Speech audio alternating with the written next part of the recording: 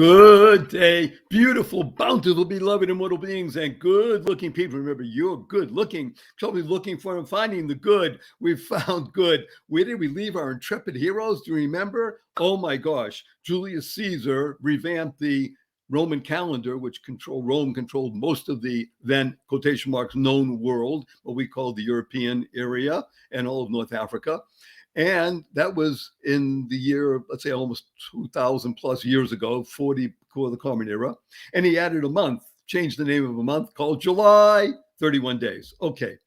Fast forward now another 1500 plus years, and the system that was used was off by about 10 days. What do you mean off? Well, that meant that springtime was coming not where it should be, because springtime had to be around Easter. Easter was tied to what the Jewish holiday called Passover was, and a full moon at a certain time, and the calendar was used a religious calendar. So Gregory convened a committee, a commission. Hey, it's always politics, no matter if it's a church or not, and decided, okay, we're going to revamp, we're going to fix it. We are going to add leap years, and not just every 4 years will be a leap year, it'll be February 29th, and that the century, all the things that we have built in today, and declared, this is the new calendar. Well, prior to that, in 1582, Henry VIII had taken England out of the Catholic Church.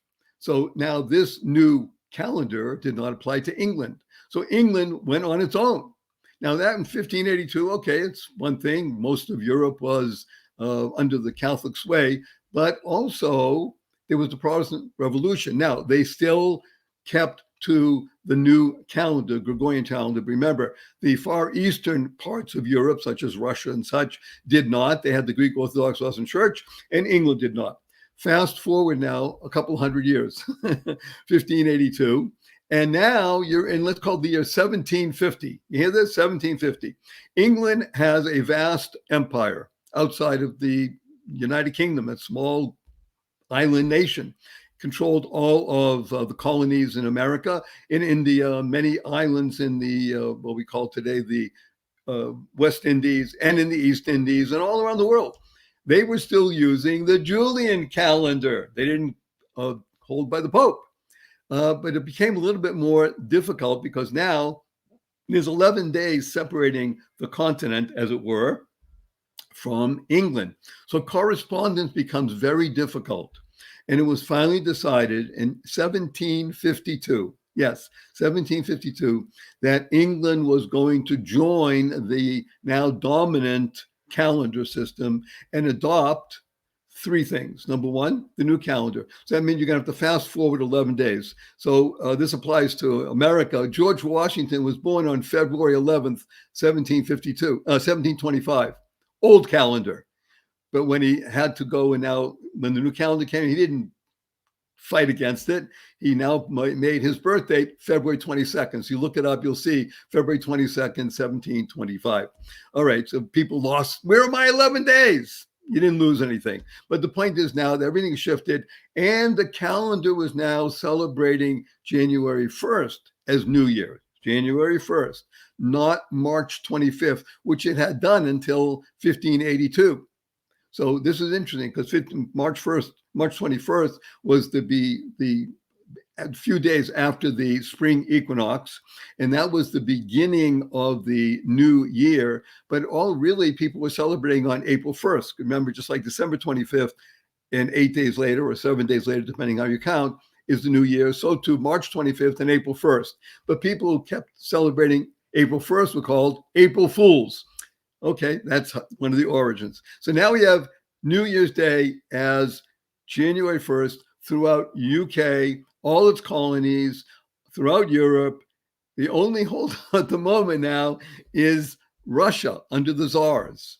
So as you see that Russia did not conform to the Gregorian calendar until 1919.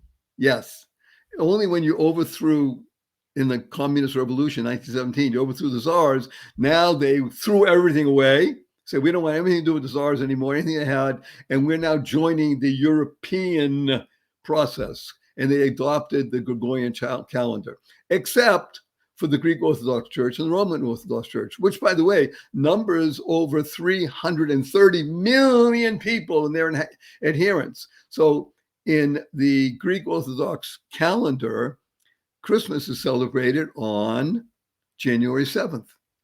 New Year's is celebrated on January 14th. Again, 7 days apart or 8 days, depending how you count. And remember, it's all because that one little Jewish boy. And when a Jewish boy is born, 8 days later, you have what's called a Brit Milah or a circumcision. Amazing, but it's all true. That's the beauty of it. And by the way, go back to the Julian calendar. When Julius Caesar was dispatched, killed, died, gone, and rose up another emperor from him named Augustus. So guess what Augustus said? Wait a minute. I don't get a month? If Julius had one, certainly I do. He's gone. I'm here. So now you know why we have August. And it's 31 days. He couldn't make 32 because nobody would stand by that. It would be too weird. So he kept it at 31. But at least he was at least equal to, if not better than, he ruled much longer than Julius Caesar. So there you have it. New Year's Day is really January 1st, according to the Gregorian calendar, made many changes over the millennia, but that's the nature and the evolution of time. And we'll be talking about I'm curious about time in another segment, but I thought you'd enjoy it. So when you have your party hat on and your whatever you make noise with and such like that, you toast to the new time of year. Just be aware that January 1st is just a day, but it's a pivotal day to make resolutions that will be beneficial to you, to your family, to your friends, and to all living beings. So our blessing is go forth, live exuberantly, spread the seeds of joy, happiness, peace, and love.